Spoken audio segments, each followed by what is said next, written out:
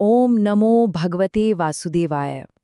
मृत्यु एक ऐसा सत्य जिससे हर कोई भयभीत है। पर क्या मृत्यु सच में अंत है या ये किसी नई यात्रा का आरंभ है?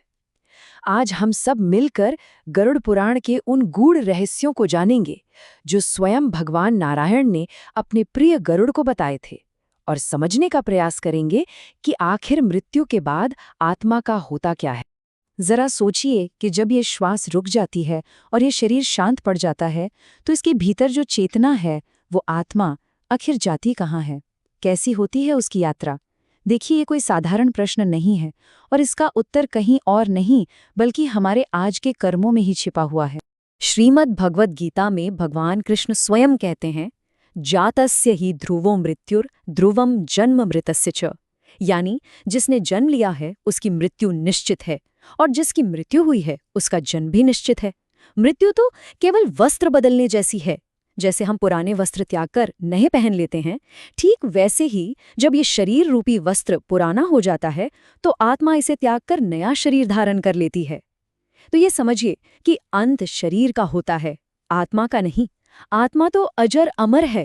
इसी भेद को समझना अध्यात्म का पहला चरण है। ये जो देह है ना, जिसे हम दिन रात सजाते हैं, संवारते हैं, ये तो बस मिट्टी का एक पुतला है जो एक दिन वापस मिट्टी में ही मिल जाएगा। किंतु इसके भीतर जो मैं बैठा है, जो देख रहा है, सुन रहा है, अनुभव कर रहा है, वही आत्मा है, परमात्मा का अंश, अजर अमर अविनाशी। और यात्रा इस मिट्टी के शरीर की नहीं, उसी आत्मा की होती है। एक बात हमेशा ध्यान में रखें, ये ज्ञान किसी मनुष्य के मन की कल्पना नहीं है। ये तो साक्षात जगत के पालनहार भगवान श्री हरि विष्णु और उनके वाहन पक्षीराज गरुड़ के बीच हुआ एक दिव्य संवाद है। और इसी पवित्र संवाद को महर्षि वेदव्यास ने संसार के कल्याण के लिए गरुड़ पुराण के रूप में लिपिबद्ध किया। ये वो परम सत्य है जिसे जानने के लिए बड़े बड़े ऋषि मुनि युगों तक तपस्या करते हैं। जब जीवन की संध्या आती है, यानी जब प्राण इस देह को छोड़ने वाले होते हैं, तब इस यात्रा का पहला चरण शुरू होता है। तब आगमन होता है धर्मराज यम के दूतों का। अब उनका स्वरूप कैसा होगा, सौम्य होगा या भयानक, ये इस बात पर निर्भर करता है कि जीवन जिया कैसे गया है। वो दूत और कुछ नहीं, हमारे ही कर्मों का आईना होते हैं। बड़ी विचित्र बात है कि दूत तो वही हैं, पर उनके रूप दो हो जाते हैं, पुण्य और पाप के अनुसार। पुण्यात्मा के लिए वो बहुत ही दिव्य, सौम्य और तेजस्वी रूप में आते हैं, मानो कोई मित्र स्नेह से लेने आया हो। किंतु जिसने जीवन भर अधर्म किया, दूसरों को कष्ट दिया, उसके लिए उनका रूप कल्पना से भी परे, बहुत ही भयानक और विकराल होता है। गरुड़ पुराण में उनके उस भयानक रूप का जो वर्णन है, उसे जरा ध्यान से सुनिए। कृष्णवर्ण यानी काला रंग, आंखों से जैसे आग निकल रही हो, विकृत चेहरे और हाथों में लोहे का पाश और दंड। उन्हें देखकर ही पापी आत्मा का हृदय थर थर कांपने लगता है। संसार के सारे भय अगर मिला भी दिए जाएं, तो भी उस एक क्षण के भय की बराबरी नहीं कर सकते। समझिए कि यह उसके अपने कर्मों से पहली मुलाकात होती है। तब यमदूत उस जीवात्मा को, जिसे उपनिषदों में अंगुष्ठ मात्र पुरुष यानी अंगूठे के आकार का कहा गया है, बलपूर्वक उस देह से बाहर खींचते हैं। गरुड़ पुराण कहता है कि इस प्रक्रिया में आत्मा को इतनी पीड़ा होती है मानो एक साथ 1000 बिच्छुओं ने डंक मार दिया हो। मोह में फंसी आत्मा शरीर छोड़ना ही नहीं चाहती, पर यमदूत उसे निर्दयता से खींच ही लेते हैं। और इसके बाद आरंभ होती है यमलोक की 86,000 योजन की वो भयानक यात्रा। नीचे जलती हुई रेत, ऊपर दहकता हुआ सूर्य, रास्ते में नुकीले शूल और भयानक कुत्ते जो आत्मा को नोचते खसोटते हैं। आत्मा भूख प्यास से तड़पती है, अपने प्रियजनों को पुकारती है, पर वहां उसकी पुकार सुनने वाला कोई नहीं होता। और अंत में सामने आती है मवाद और रक्त से भरी वैतरणी नदी। इस भयानक यात्रा को पूरा करने के बाद आत्मा पहुंचती है धर्मराज यम की सभा में। ये वो स्थान है जहां उसके जीवन भर के कर्मों का हिसाब होना है।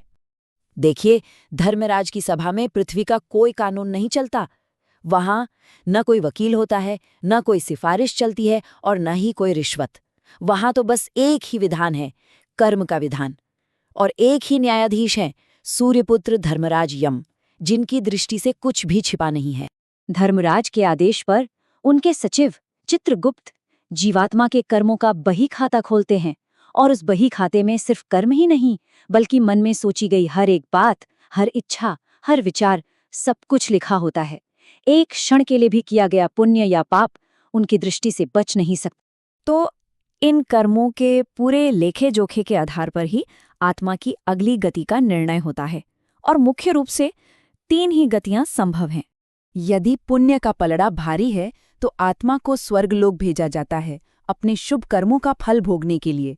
यदि पाप अधिक हैं तो कर्मों के अनुसार उसे अलग अलग नरकों में भेजा जाता है ताकि यातना भोगकर आत्मा की शुद्धि हो सके। और यदि पुण्य पाप बराबर हैं या कोई सांसारिक इच्छा अधूरी रह गई है तो उसे अपनी इच्छा पूरी करने के लिए फिर से इसी पृथ्वी पर जन्म लेना पड़ता है। यहाँ एक बहुत जरूरी बात समझनी है। नरक की यातना सदा के लिए नहीं होती। ये दंड नहीं बल्कि एक शुद्धि की प्रक्रिया है। जैसे सोना आग में तपकर शुद्ध होता है ना, ठीक वैसे ही आत्मा अपने पाप कर्मों का फल भोगकर शुद्ध होती है ताकि वो अपनी अगली यात्रा के लिए तैयार हो सके। तो अब प्रश्न ये उठता है कि क्या इस चक्र से बाहर निकलने का कोई उपाय नहीं है? क्या हम सब इसी तरह भटकने के लिए विवश हैं? नहीं, बिल्कुल नहीं। हमारे कृपालु शास्त्र हमें केवल भय नहीं दिखाते, वे हमें उस भय से निकलने का मार्ग भी दिखाते हैं। और वो मार्ग है मुक्ति का, मोक्ष। स्वयं पालनहार भगवान विष्णु ने ही गरुड़ को वो मार्ग बताया है जिससे कोई भी जीवात्मा इस जन्म मरण के बंधन से मुक्त हो सकती है और परमानंद को प्राप्त कर सकती है। ये मार्ग है निष्काम कर्म योग का, यानी कर्म तो करो पर फल की इच्छा मत करो, सब कुछ ईश्वर को समर्पित कर दो। ये मार्ग है ज्ञान योग का, यानी इस सत्य को जान लो कि मैं ये शरीर नहीं, मैं आत्मा हूँ। और सबसे सरल मार्ग है भक्ति योग का, यानी ईश्वर के प्रति अटूट प्रेम और शरणागति। जब हर कर्म, हर श्वास, हर विचार परमात्मा को समर्पित हो जाता है तब मुक्ति का द्वार स्वयं ही खुल जाता है। जब आत्मा कर्म, ज्ञान और भक्ति से पूरी तरह शुद्ध हो जाती है तब उसे मोक्ष मिलता है। पर मोक्ष क्या है?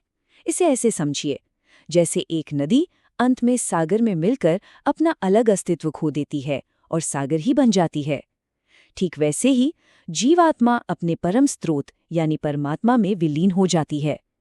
यही असली आनंद है, यही परम शांति है और यही मानव जीवन का परम लक्ष्य है। ये सारा ज्ञान हमें भयभीत करने के लिए नहीं बल्कि जागृत करने के लिए है। तो एक क्षण रुककर बस इतना विचार करें कि हमारे कर्म हमें किस दिशा में ले जा रहे हैं, स्वर्ग की ओर, नरक की ओर या फिर मुक्ति की ओर। क्योंकि इसका निर्णय इसी जीवन में, इसी क्षण में हमें ही करना है। हरिओम तत्सत।